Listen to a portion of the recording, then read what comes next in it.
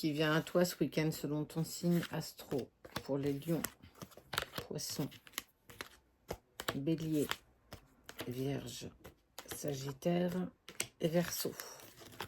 Pour vous 6, tu peux aller voir ton ascendant, ton signe lunaire en fonction de toi. Pour aller voir ce qui te parle le plus en 2 parties, seuls ceux qui sont abonnés volontairement à la page l'auront dans son intégralité. Sinon, tu iras la chercher dans la section vidéo au moment où tu voudras aller voir ton signe. On parle d'un voyage. Tu vois, il n'y a personne sur ce bateau. C'est toi. C'est toi qui voyages. C'est des compromis que tu dois trouver avec toi. Ça, c'est certainement ce que tu es en train de faire actuellement. L'abondance, la réussite. Tu réussis à dépasser ta dépendance affective. Oh, oh, eh bien. L'âme, l'amour, la naissance. Il y a une réalité confirmée dans le sens où on prend conscience qu'on est lié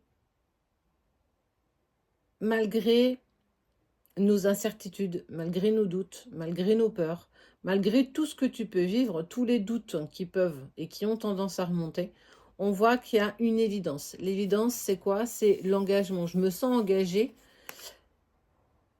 J'ai dépassé ma dépendance affective. Je me sens moins dans mes doutes, moins dans mes questionnements. J'arrive à avancer pour moi, mais malgré tout, cette personne vibre toujours à l'intérieur de toi. Déjà, ça indique que tu n'es pas dans la dépendance, tu n'as pas besoin de lui, ou tu n'as pas besoin d'elle. Mais surtout, ça met en lumière que ce que tu ressens par rapport à lui, on n'est pas sur quelque chose dont tu as besoin. Il vibre à l'intérieur de toi, tu vibres à l'intérieur de lui, indépendamment de tout ce que tu as bien pu travailler jusqu'ici. Donc déjà, c'est quelque part pour moi un bon signe où l'amour est sincère, l'amour est pur. On voit l'âme, l'amour, la naissance. C'est prendre connaissance de l'amour que nous avons l'un pour l'autre. Ça, c'est un sacré moteur et c'est ton carburant qui te permettra de continuer d'avancer sur ton parcours. Et on voit bien que ce week-end, tu es en train d'abattre tes dernières résistances. Tu es en train de dépasser tout ce que tu as besoin de dépasser pour en être là où tu dois être. On te parle d'abondance, de réussite. Accéder à ton propre bonheur indépendamment des autres. Et surtout de cette personne. Comprendre que je ne suis pas dans la dépendance affective parce que ça fait longtemps que je n'ai pas eu de ces nouvelles, mais qu'en fait, je m'aperçois que je pense toujours à cette personne. Ça, déjà, c'est déjà un très, très premier bon plan. Racine. Mais ouais. Et se rendre à l'évidence que de toute façon, et là, je parle pour vous deux, que c'est en profondeur. En fait, le retour, il est acté, il est marqué. Les racines, le retour, une relation sacrée, c'est loin d'être évident, c'est loin d'être facile.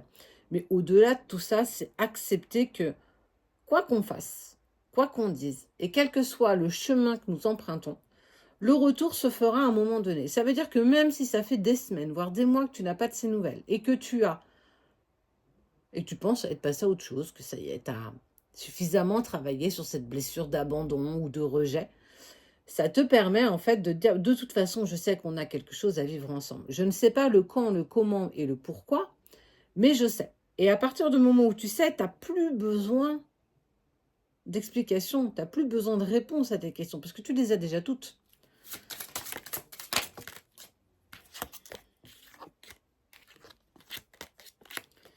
Et l'autre vit toujours un petit peu cette ambiguïté de je me sens un peu perdue, je me sens un peu paumée, je me sens, j'ai beaucoup de choses à gérer. Et je sais qu'à un moment donné, je vais devoir me décider, je vais devoir me positionner. Alors, pas forcément par rapport à toi, mais par rapport lui ou elle, par rapport à sa propre vie. Parce que ce qui est évident dans tout ça, c'est que je ne t'oublie pas. Je ne fais pas le deuil de ce que nous avons vécu, mais en fait, je fais surtout pas le deuil parce que tu vibres toujours en moi. Il y a toujours quelque chose qui m'attire à toi, malgré que je ne le souhaite pas, en fait. Entre vouloir et le sentir, c'est deux fossés. On voit bien que les choses sont importantes pour toi, importantes pour lui, Mais plus tu vas à l'encontre de cette personne, plus en fait tu prends un chemin à 360 degrés, plus l'univers te ramène à lui. Plus tu as des synchronicités, plus tu vas te dire j'ai plus envie, je trace ma route, blablabla, plus la vie va te le ramener. Tu vas le croiser, tu vas voir son prénom, tu vas recevoir un message. Plus tu vas te mettre en action, plus l'univers va te le ramener. Et ça, c'est pas très cool. Je te l'accorde, l'univers est pas très sympa quand il nous envoie ça, mais ça te permet surtout de comprendre qu'à un moment donné, c'est parce qu'il y a de l'amour entre vous et que l'univers conspire toujours en coulisses pour réunir deux personnes qui doivent l'être. Alors, le chemin, il est encore long, le chemin, il est encore laborieux, ça sent que c'est encore compliqué à mettre en place pour toi, pour lui, peut-être un peu plus pour toi que pour lui. Lui, il est juste dans cette fuite, il fuit, c'est pas toi qui fuis, il fuit en fait ce qu'il ressent, ses sentiments, ses émotions par rapport à toi. Mais ce qui est sûr, c'est que ce week-end, tu as la providence de dire que de toute façon, je sais qu'on va se revoir, qu'on va se réunir. Le quand, le comment, le pourquoi, je ne l'ai pas encore. C'est pas grave, tu n'en as pas forcément besoin. Donc, là, ce week-end, c'est accepte, avance, profite de ce week-end avec tes amis, ta famille, avec cette légèreté que tu as réussi à récupérer. Quoi qu'il en soit, c'est un chapitre qui se termine, qui en ouvre un second. Donc, j'ai envie de te dire, l'histoire est loin d'être terminée.